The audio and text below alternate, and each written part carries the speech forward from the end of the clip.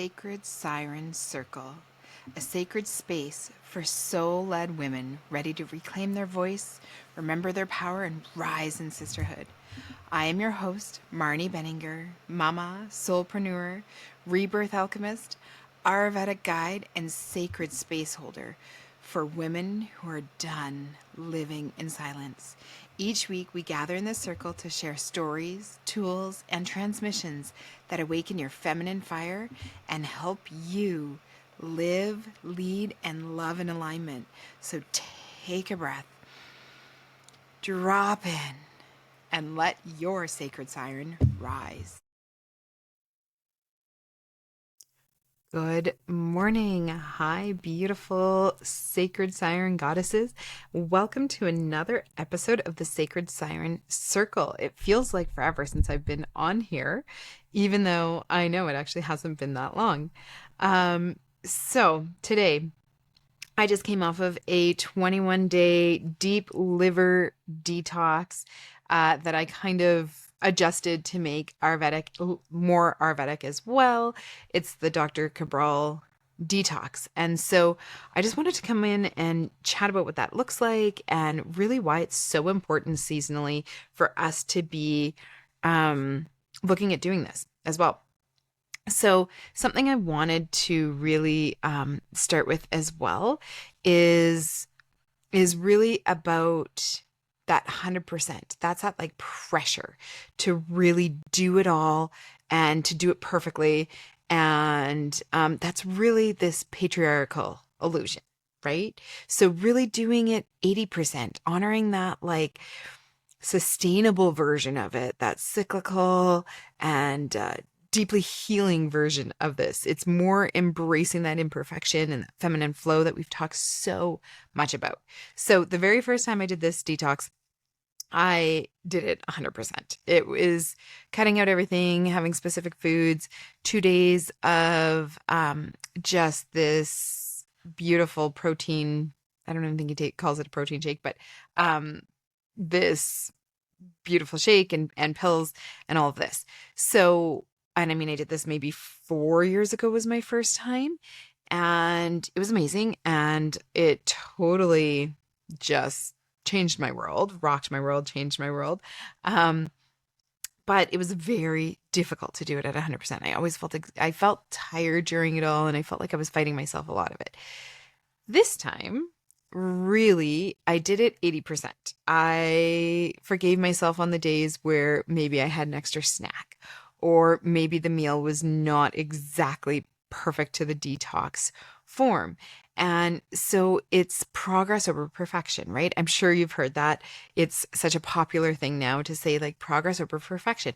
And that 80% of doing that detox shifted my world again.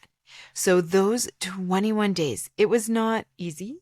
And any cleanse or detox, depending on how you were doing it.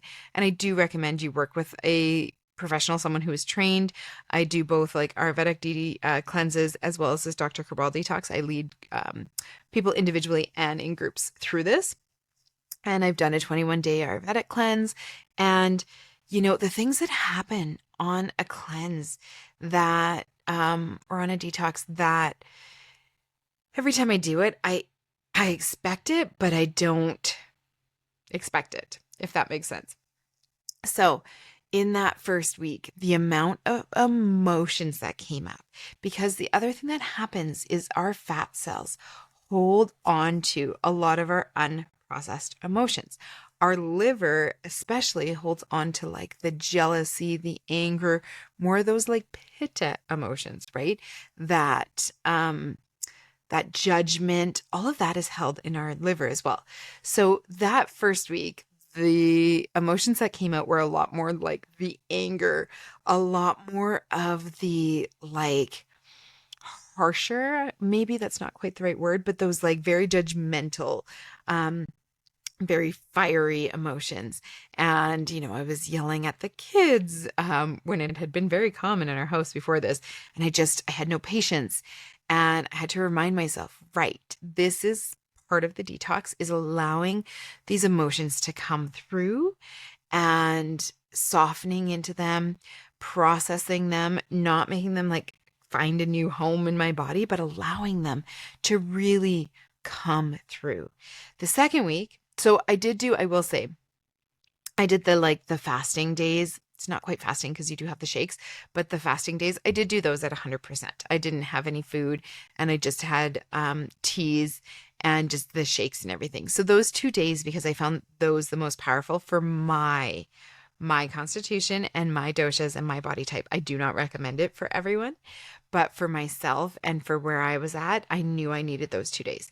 The amount of downloads that came down, because once your body is not focused entirely on detoxing and not entirely focused on having to digest everything all the time, it allows these other windows and doors to open. And so out came the wealth womb and worthiness that came through those morning meditations when I was in the detox. And that has become like a whole center point of my business now. There was so many things.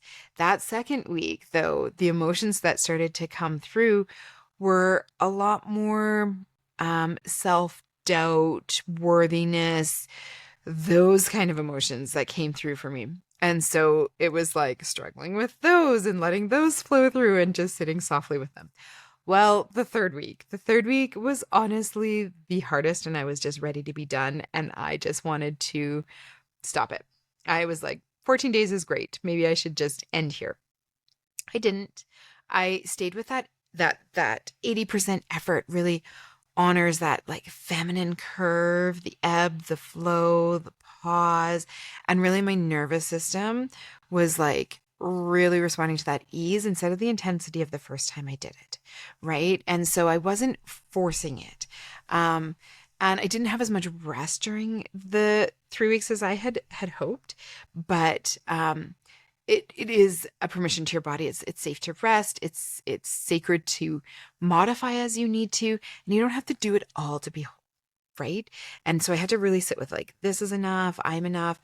My effort is enough. What I'm doing, even at 80%, is more than enough. And so that third week, so that was just last week. So I finished on Sunday of this week, depending when you're listening to it. So it is now May 15th. So I think it was May 12th or whatever. Mother's Day was my last day, actually. A lot of grief and sadness. And it's interesting that the way my emotions came through the way they did. So the anger, the jealousy, the judgment was first. And that is an emotion that I can sit with. That is an emotion that, yes, I'm sure I had some sitting in my liver that I hadn't processed through, but those emotions I can connect with. I can get angry and maybe I don't always express it the best way, but I find that that's an easier one.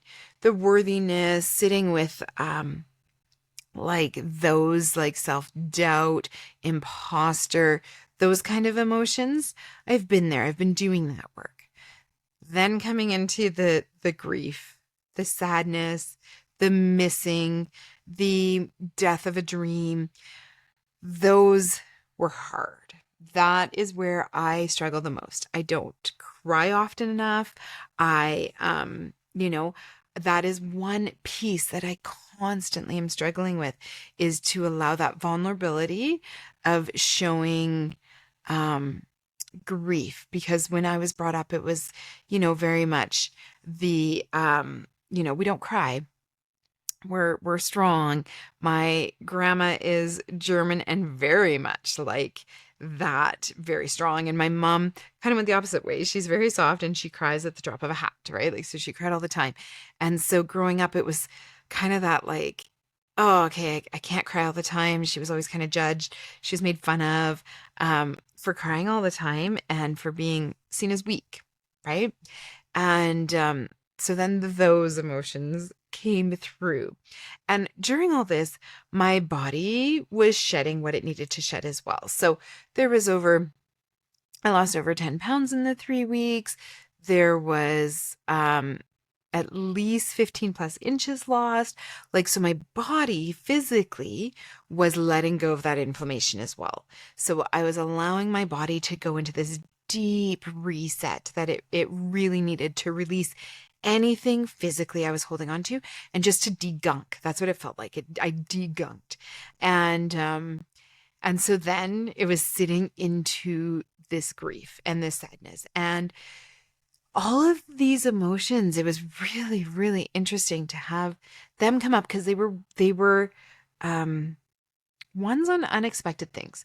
So it has now been 6 weeks since my boy's father has moved out and that we have been pursuing the divorce um, and separation.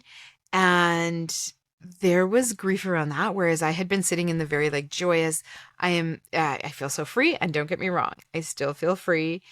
But it was a week of like everything just hit. It was like there was too much. And I was dealing with like physical poop as well, where our dog ended up, getting a bunch on him. My youngest child had an accident that he, rarely has, but he had an accident and it was like probably one of the grossest things I've ever had to clean up. And so there was like physical poop and I had to sit with that and be like, oh, this is part of that like degunking. It's reminding me that like that physical excrement, that physical release is part of this as well. And having to deal with it and clean up other people's is like, okay, right. It's like letting go of it all, right? Like it's letting go that life just happens and sometimes it can be shitty, right? Like that was part of it, is it can sometimes just be shitty. And we had my dog attack another dog and like just all of these things happened in that last week. We were at a soccer tournament. And it was a very, very busy weekend. It was the first Mother's Day without this man I've been with for 16 years and no acknowledgement on his part. And my boys realizing that I need to really work with my boys on like how to show gratitude and appreciation, and that that's my permission, that I can't just expect it, that I need to teach them that piece of it as well. So all this like sadness and grief, and I spiraled. I will tell you, I spiraled, and went into this hole, and went into this like, why me? I have done so much. Why me? Why is this lesson I chose to choose? Why was this the lesson that I wanted to have? This karmic lesson. Why is this what I decided I wanted before I came here? And why did I want to go through all this pain and reliving a lot of this pain? I did actually, sit through a lot of the affair pain again because I realized there was a lot that was unprocessed. I sat with the grief of knowing that this was now my life, and that the life I pictured with him by my side was no longer. I allowed my body to shed more, to release more, and with that, released more emotions. I kept, feeding it all this very, healing foods and drinks, and just taking that effort to really nourish myself. And I gave myself permission last week because also my moon time came, right? So full moon time, first Mother's Day, end of the 21-day deep detox, all this grief coming up. It was like the perfect storm, and a very busy weekend with a tournament and a soccer tournament. And so it's like this perfect storm of things that happened that kept reminding me, that was like, oh, right, sink deep into these emotions, allow myself to rest deeply. That was the other piece that I really had to be like, okay, I need to let go of some of the things that I was going to do last week and just sink into rest. Allow myself that time, which during our period time, our moon time, our cycles, new moon, if you're no longer cycling, it's this time to go inwards. It's this time. And I wasn't feeling called to journal. I did my morning practices still, but I kept being like, I should journal more. This full moon is so powerful. It's a Scorpio flower full moon. I really need to be like journaling on this, and I really need to be doing, and I kept trying to have these expectations, and I was like, no, stop. You're exactly where you need to be. You are feeling these emotions. You are resting, you are allowing through whatever needs to come through. I did a deep detox of our house as well, got rid of a bunch of stuff, actually like cleaned, like deep cleaned, reshifted a whole bunch of things and just opened up more space that way too, which felt so clearing. So in the detox, so in my 21-day detox, not only did I do it as physically, I allowed it emotionally to come through. I allowed that cleansing of my spirit, my mind, my emotions, my physical body, my energetic body. I allowed all of that to release. I really held space for myself to let go of it all. And that was the life-changing part. So yes, amazing that I am not as inflamed, that I've lost inches and pounds, and I have those before and afters that I will share as well. But I'm physically seeing it. It's beautiful. That's great. But it's really my mind, the clarity of my mind. It's this light that it's just like this illumination that's happened in my mind. It's the feeling of releasing those emotions, of allowing those to really process through. And I'm not through it all. I will tell you, I'm still like going through the grief, and it makes sense that the grief is holding on a little bit longer since that's the one I hold on to more. And so allowing that emotion to sit a little bit longer and just seeing it and sitting with it and saying, hey, I'm here with you. I see you. I am okay with you. And I'm happy that I'm here. And so it's feeling that energetic, like, oh, the energy that comes after the detox is just like, wow, it's just like next level. And allowing myself that rest also helps bring that energy back, right? And so the clarity of mind, the clarity of my body, the clarity of my spirit. I sat in the bliss body so often during the amount of downloads that were coming through, and that clarity of what my next steps were was something that like I tried to force and wouldn't come through. And so instead, just allowing it to happen was by opening and clearing was just amazing. And so those are the side effects of the cleanse. There are the things that like there were some headaches, there was some grumpiness, there was some exhaustion. Those things happen as well because you were letting go of so much. And so I just want to say that like the difference just in who I am. I feel like I shed a layer. I feel like I was a snake shedding this like layer and just letting this other person. And it's interesting because I was wanting these opportunities. I was wanting this financial abundance. I was wanting all these things. But my true desires actually started to come through because I started clearing away the clutter and this like this this this performance, this mask of what I thought I should be desiring. And so then started coming through, oh, right, my deepest desires. And it's that I am just like deeply present and that I am with my children in such a deep way. And that I am sitting in my worthiness and in my abundance and in my self-love. And that it's not about the financial. I mean, that's beautiful because we need the financial freedom to be doing the life that we want to do as well. And that piece is there. But that it made me think of really like those desires of like the 12 or 14-year-old Marni. And my mom and I had this conversation because if you haven't read the life list or watched the movie, it's beautiful. And she goes through like, right, she was kind of lost. And that's kind of how I've been feeling.